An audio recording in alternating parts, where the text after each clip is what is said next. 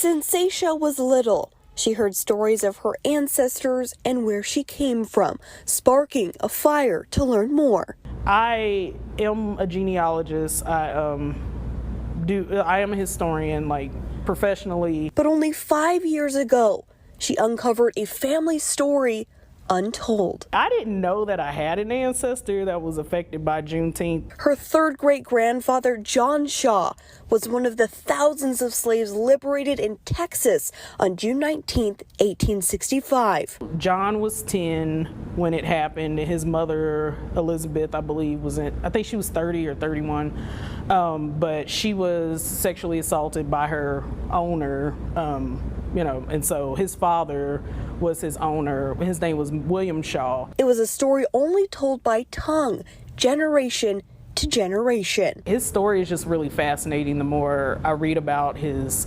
neighbors, about his children, he learned the Chickasaw language. Folks would talk about that ancestor as if he was also native, but he wasn't. He just lived there. Seisha never could find a picture of John, but kept pushing to know more about the man who brought her family to Oklahoma and the woman who raised him. He actually went back to Texas to bring his mother, his elderly mother, Betty Shaw, to Indian Territory, and her story is also really powerful because she died free with land. Last year, she traveled back to Honey Grove, Texas, the place her family was freed 158 years ago. I made a point to go during our family reunion last year, actually. It was in Dallas. I was just looking around like, wow, there used to be a plantation here. Historians say the Shaw story is one of thousands here in Oklahoma.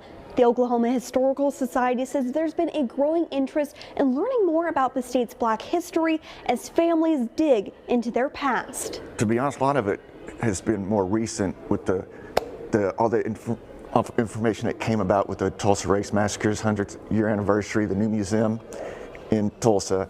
We're building a Claire Looper Legacy Center here, Freedom Center here in Oklahoma City.